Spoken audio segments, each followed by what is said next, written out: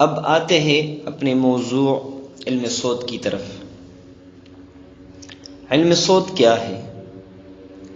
جیسے کہ اس کے نام سے ظاہر ہے، یعنی آواز کا علم۔ اصطلاح میں اس سے مراد ہے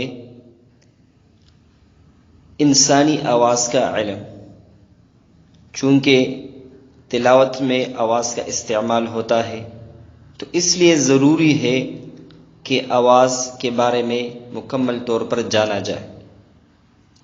اس علم میں انسانی آواز، اس کی بناوٹ، مختلف صفات، یعنی کن چیزوں کی وجہ سے ایک آواز دوسرے آواز سے مختلف ہوتی ہے، مختلف مہارتیں اور فعل کے بارے میں بحث کی جائے گی کہ یعنی آواز کیسی بنتی ہے اور اس میں کیا کیا چیزیں شامل ہیں۔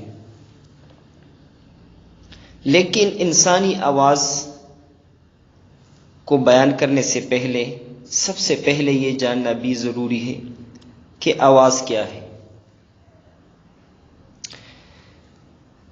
آواز کی جو سب سے آسان اور سہل تعریف ہے وہ یہ ہے کہ سنی جانے والی لہر آواز کہلاتی ہے، یعنی ایسے لہریں کہ جو حاسے سمع میں تحریک پیدا کر سکے، یعنی ان کو سنا جا سکے۔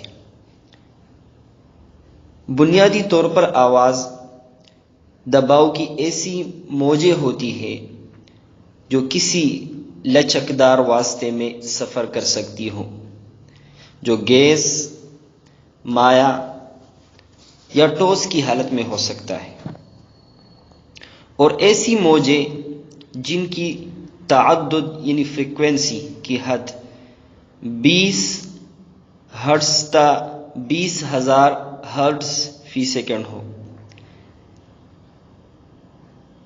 اور وہ سماعت کی حس میں تحریک پیدا کر سکتی ہو، یعنی ان کو سنا جا سکتا ہے۔ ہرٹز کیا ہے؟ یہ آواز کو ماپنے کا ایک اصطلاح ہے۔ 20 ہرٹز سے 20,000 ہرٹز، اس سے مراد یہ ہے کہ جیسے پیچھے ذکر کیا گیا کہ آواز لہریں ہوتی ہے، تو جب 1 سیکنڈ کے اندر آواز کی لہریں 20 کی حد تک ہو، یعنی 20 دفعہ وہ لہر اٹھے،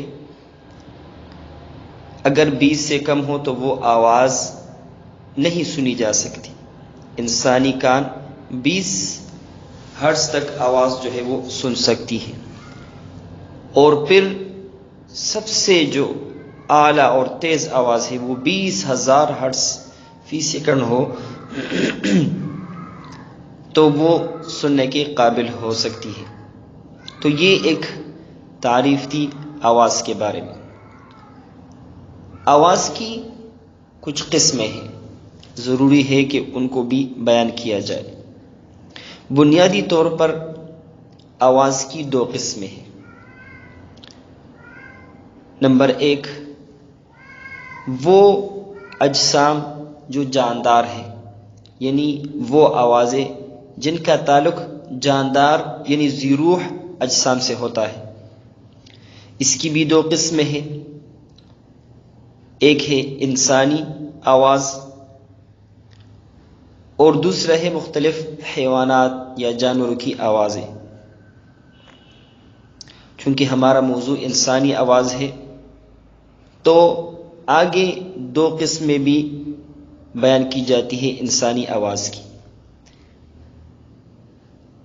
وہ 2 قسمیں، ایک تو وہ آواز جو ناقابل تلفظ ہوتی ہے کہ جس کی کوئی تلفظ نہیں کیا جا سکتا، نہ ان کو سمجھا جا سکتا ہے، مثلا قہقہا، کانسی، چھینک وغیرہ۔ اور دوسری وہ جو انسانی کلام ہے، بات چیت ہے، جن کو سمجھا جا سکتا ہے۔ اس طرح جو دوسری قسم تھی غیر جاندار اجسام، تو ان کی بھی دو قسمیں ہیں۔ ایک کو طبیعیہ کہتے ہیں، جو کائنات میں قدرتی طور پر ہے، مثلا آسمانی بجلی کی جو آواز ہے، ہوا کی سرسراہٹ، دریا کے پانی کی آواز وغیرہ۔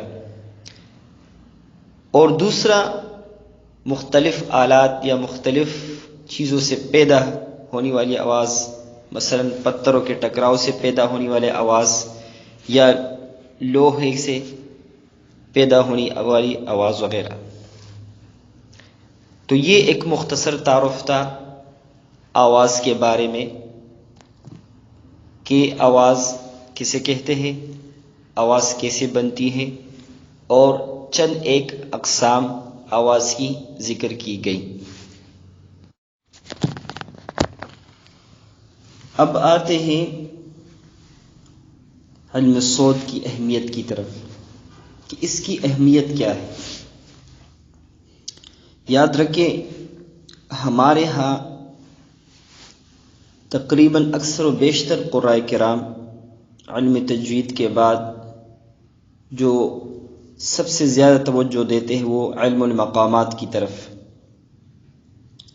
لیکن یاد رکھیں، علم تجوید کے بعد جو سب سے اہم علم ہے سیکھنے کے حوالے سے، وہ ہے علم صوت۔ کیونکہ صوت تلاوت کے لیے ایک آلے کی طرح ہے۔ اس کی مثال یوں سمجھیے کہ ایک خطاط بے شک کتنا ہی اچھا خطاط ہو، لیکن اس کا قلم خراب ہے یا لکھنے والی سیاہی وہ ٹھیک نہیں ہے، تو باوجود مہارت کے اس کی لکھائی اچھی نہیں ہوگی۔ بالکل اسی طرح اگر کوئی قاری صرف مقامات یاد کر لیتا ہے تو اس کی آواز میں بہت ساری کمزوریاں پائی جاتی ہیں۔ ہمارے پاکستان میں اکثر مسائل تلاوت میں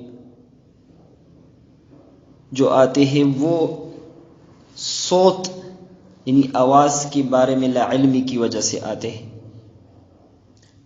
نہ قاری کو اپنی آواز کا پتہ ہوتا ہے اور نہ اس کو یہ علم ہوتا ہے کہ آواز کو کیسے نکارا جائے، کیسے اس کو بہتر بنایا جائے۔ تو بہرحال ان ساری چیزوں پہ انشاءاللہ تعالی اس موضوع میں بحث کی جائے گی اور کوشش کی جائے گی کہ قرآء کرام کو درپیش مسائل آواز کے حوالے سے وہ انشاءاللہ دور ہو سکیں گے۔ آج کے لیے اتنا ہی کافی ہے۔ انشاءاللہ تعالی العزیز اگلے درس میں انسانی آواز اور اس کی بناوٹ پہ انشاءاللہ بحث کی جائے گی۔ السلام علیکم ورحمۃ اللہ وبرکاتہ۔